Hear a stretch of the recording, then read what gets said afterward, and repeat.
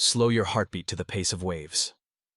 In the softened hush that follows, listen for the voice that has carried you across every season. The voice that does not rush, does not bargain, does not break. My love is your anchor, not a decoration for calm harbors, but a weight of mercy that holds when weather forgets its manners. I do not promise seas without wind. I promise a hold that does not slip. When the sky darkens and the horizon vanishes, you are not drifting nameless in an indifferent world. You belong to me, and belonging is ballast. It steadies the soul when outcomes are loud and certainties are few. You have learned to brace for impact. Shoulders high, jaw set, imagination rehearsing everything that could go wrong. But anchors do not brace. They settle. They find the earth beneath the noise. My love does this in you. It settles the silt of panic until water clears and you can recognize your own reflection without accusation. I do not demand that you be unshakable. I become your steadiness while you learn a kinder strength. Consider how storms talk. They sermonize in forecasts. They shout in headlines. They perform in memories that believe their own echoes. My love speaks in another register. It does not compete with thunder. It holds you during it. It will not shame you for trembling. It will translate your trembling into prayer. Anchored people still sway, but they do not disappear. You have swayed. You have not disappeared. This is evidence. There are nights when your thoughts pace like sailors who have forgotten the stars. They chart catastrophe with precision and call it wisdom. Wisdom, however, knows the difference between vigilance and dread. Wisdom ties the rope twice and then sleeps. Learn this rest. My love is not permission to neglect real responsibilities. It is power to carry them without drowning in them. Take the next faithful step and let tomorrow be tomorrow. The anchor holds without your constant supervision. Do not despise the weight of love. Weights build strength. The light that remains after storms is not naivete, it is trained sight. You are learning to see goodness that does not advertise itself. A text that arrives at the right minute. Bread on the table when bills are loud. A verse that stands up like a pillar inside your chest. These are not random comforts. They are ropes that run back to the anchor. Think of the waters you have already crossed. Remember the night you mistook silence for abandonment and woke to find endurance asleep in your bones. Remember the door that did not open and the harm it kept outside. Remember the loss that taught you tenderness and the tenderness that opened a new room for joy. My love fastens meaning to events that once felt senseless. Not all at once, not always with spectacle, but surely, like tide that keeps its appointment with the shore. Anchors do more than keep a vessel from vanishing. They teach patience to the impatient sea. My love will teach your inner waters to calm. It will not scold your humanity. It will befriend it and lead it home. You will discover that courage can be quiet, that peace can be muscular, that hope can be honest enough to admit its ache and still refuse to resign. This discovery is not theory. It is muscle you build by returning, again and again, to where the rope touches rock. You ask me for maps. I often give lamps. Lamps do not light miles. They light steps. Anchors do not move you quickly. They keep you from being moved falsely. When you cannot predict the sky, follow the lamp and trust the hold. I am not hiding the horizon to tease you. I am teaching you attention to today's mercies, to this conversation, to the face across the table, to the work of your hands that becomes worship when it is honest. There is a voice inside that mistakes anxiety for responsibility.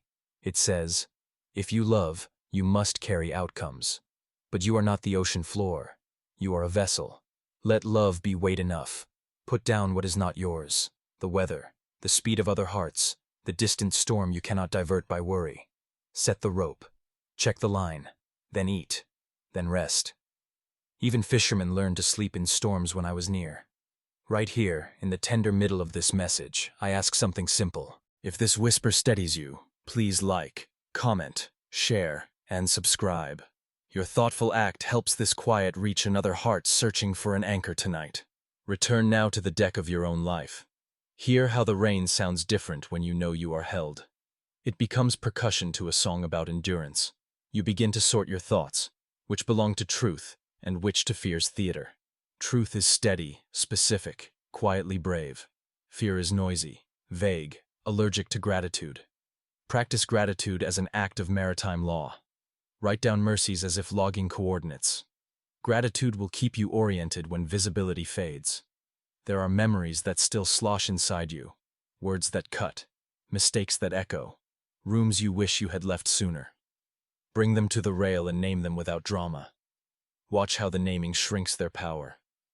Then let my love assign them new work, to tutor your empathy, to slow your judgments, to remind you where the anchor held when you didn't deserve it. Mercy is not a loophole. It is the architecture of your rescue. Learn the craft of boundaries. An anchored heart is not a walled city. It is a harbor with rules. Gates that open and close at wise times. Lines that mark where another's responsibility ends and yours begins. Kindness that does not mean compliance. Truth spoken without sharpness. This craft will keep your love from drowning in enabling, and your honesty from capsizing into cruelty. You worry sometimes that calm means denial. It doesn't. Calm means your nervous system has remembered that storms are weather, not identity. My love is a signal stronger than sirens. It tells your breath to lengthen, your jaw to loosen, your fists to unclench. From this physiology of peace, your decisions will gain clarity. You will hear the difference between a door and a trap. You will choose with courage that does not need applause. Look at the friendships that survive your storms. They are evidence that love can carry weight without breaking. Anchor yourself among people who can sit with sorrow without speeding it up and celebrate joy without making it a performance. Let them tie a line to you when your hands are tired. Let them say, eat, sleep, laugh, pray, without apology. This is how fleets cross oceans. When shame climbs aboard with a ledger, I meet it with a cross. The ledger is long, yes, but the page is stamped paid. This is not cheap grace. It is precise. It frees you to repair what you can without drowning where you can't. Apologize cleanly. Make amends with integrity. Then release the rest to the mercy that already accounted for it. The anchor is not an excuse. It is the end of self-accusation as a lifestyle. You may think you are too small for the waters you're sailing. Hear me. I chose this vessel, and I captain with care. I do not delight in capsizing your illusions. I delight in right-sizing your courage. Small boats cross great seas with the right ballast and a faithful hand. My love is both. Trust the story I'm writing when the swells rise. I measure your trials against your formation, not your reputation. Practice the sacrament of ordinary steadiness. Sweep the deck. Coil the rope. Fix the hinge. Send the note. Bless the room you're in. Do these without drama and watch how resilience grows. The world rewards spectacle. Heaven celebrates faithfulness. Faithfulness is how anchors feel in the soul, heavy enough to matter, gentle enough to let you sleep. There will be moments when wind shifts without warning. Your plans will tilt. Your stomach will lurch. Reach for the rope. Say out loud what is still true. I am loved. I am held. I have a next faithful step. This weather will end. Speak it until your body believes your mouth, and then act like it. Eat something honest. Drink water. Send a message to someone who steadies you. Open a psalm and let it add its weight to your hold. Imagine the day the sea calms and the sun returns. You will not admire the anchor because it was dramatic. You will honor it because it was faithful. You will honor yourself too, not for being unafraid, but for staying. For returning to the rope when panic said run. For choosing truth over theater, peace over speed, love over winning. This is maturity, not harder, but steadier, not colder, but clearer, not invincible, but anchored. And when night falls again, as it will, because life is not a single weather system, remember this refrain that has held your ribs from the inside. My love is your anchor. In laughter and in headlines, in bright kitchens and dim waiting rooms, in victories you can name and losses you can't yet interpret, the hold remains. The rope is sound. The rock is not bored of bearing you. Rest into that reality until sleep finds you. So breathe. Drop your shoulders. Place both feet on something solid and let gratitude name 3 mercies within reach. Let your questions become prayers and your prayers become presents. Tie your attention to what is true and let the tide do its ancient work. Tomorrow will have weather. You will have an anchor. And between the two, there will be grace enough for every mile. Stay a little longer in this steadied air. Let gratitude weigh more than dread.